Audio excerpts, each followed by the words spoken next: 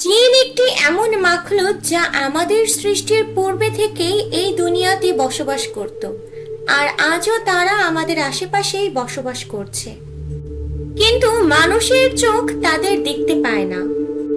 ইসলামের সাথে সাথে এই পৃথিবীর অন্য মাযহাবগুলো জিনের অস্তিত্বের প্রমাণ দিয়ে থাকে।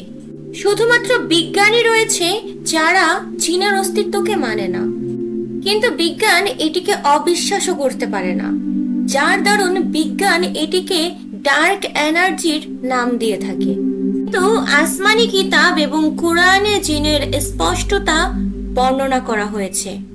যেভাবে এই পৃথিবীতে মানুষ বিভিন্ন জাতির এবং বংশের ছড়িয়ে আছে, সেভাবেই জিন্নাতের বিভিন্ন টাইপস এবং গ্রুপ রয়েছে।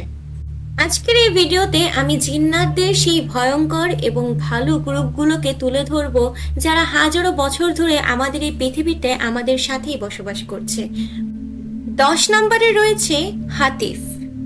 হাতিফ হচ্ছে সেই জিন্নাতদের দল যাদের বিশেষ কোনো অস্তিত্ব থাকে না, কিন্তু এদের মূল গুণাবলী হচ্ছে এরা বিভিন্ন আওয়াজ বের করতে পারে, যেমন কোনো পশু পাখির আওয়াজ, কান্নার আওয়াজ, তীব্র হাসির আওয়াজ। যে কোনো আওয়াজ বের করে এরা মনুষ্য জাতিকে বিভ্রান্ত করতে সক্ষম হয়। এরা মানুষদের ভয় দেখানোর জন্য মানুষের নাম ধরে ডাকতে থাকে, এবং এই জিন্নাত জাতিকে বেশিরভাগ সময় খোলা স্থানে দেখা যায়। নাম্বার 9-এ আসে ঘল। এই হচ্ছে জিন্নাতের সেই জাত যাদেরকে কবরস্থানে পাওয়া যায়। এরা মানুষের হাড্ডি এবং মানুষের গোশত খেতে খুবই পছন্দ করে। এরা মুসাফির ব্যক্তিকে খুবই সহজে পথভ্রষ্ট করে দিতে পারে।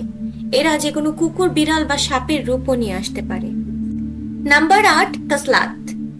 এরা নারীদের রূপ খুব সহজেই ধারণ করতে পারে। এই জিন্নাত জাতি খুবই বুদ্ধিমান হয়ে থাকে। এরা অনেক ধরনের রূপ ধারণ করতে পারে, কিন্তু বেশিরভাগ সময় এরা নারীদের রূপ ধারণ করে থাকে। এই জিন্নাত জাতি সুন্দরী নারীর রূপ ধারণ করে মানুষের সাথে শারীরিক সম্পর্কও জড়ায়, এবং এরা বাচ্চাও জন্ম দেয়। এরা ঘুমিয়ে থাকা মানুষদের সাথে নারীর রূপ নিয়ে এসে শারীরিক সম্পর্ক করে এবং বাচ্চাও সৃষ্টি করে। অনেক প্রমাণ পাওয়া যায় যে এই জিন জাতিরা কিভাবে মানুষের প্রেমে পড়ে তাদের সাথে বিবাহও করে নিয়েছে। নাম্বার 7-এ রয়েছে নাসনাস।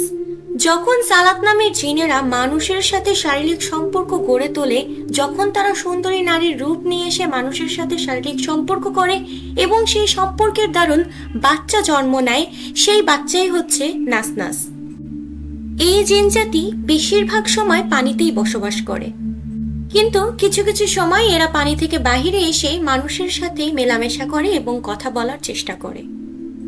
হিন। হিন এমন একটি জিন্নাত জাতি যাদেরকে আগুনের ফুলকি বা আগুনের গোলা থেকে তৈরি করা হয়েছিল। এই গ্রুপের মধ্যে কিছু মুসলিম থাকে এবং কিছু অমুসলিমও হয়ে থাকে। নাম্বার 5-এ রয়েছে মারিদ। এই জিন্নাত জাতিতে ম্যাক্সিমামই অমুসলিম হয়ে থাকে। এরপরে আসে কারিন জিন। কারিন জিন সদা সর্বদা আপনার সাথেই থাকে। তারা আপনার মতো দেখতে হয়, হুবহু চোখ, নাক, মুখ, কণ্ঠস্বর সবকিছুই তাদের আপনার মতো হয়। আপনার যে কাজগুলো পছন্দ তাদেরও সেই কাজগুলো পছন্দ হয়। যদি আপনি ভালো কাজে লিপ্ত থাকেন, তাহলে কারিন জিনের পাওয়ার আস্তে আস্তে কমতে থাকে। এরপরেই রয়েছে জান।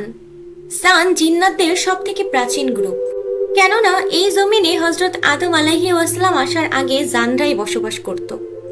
যেমন কিনা মানুষদের মধ্যে আল্লাহ তাআলা হযরত আদম আলাইহিস সালামকে সর্বপ্রথম সৃষ্টি করেছিলেন, তেমনি জিন্নাতদের মধ্যে জান জাতিকে সবার প্রথমে সৃষ্টি করা হয়েছিল। আশা করি আজকের ভিডিওটি আপনাদের কাছে ভালো লেগেছে। আমাদের চ্যানেল বিনোদন 24 ঘন্টার সাথে থাকার জন্য অনেক অনেক ধন্যবাদ।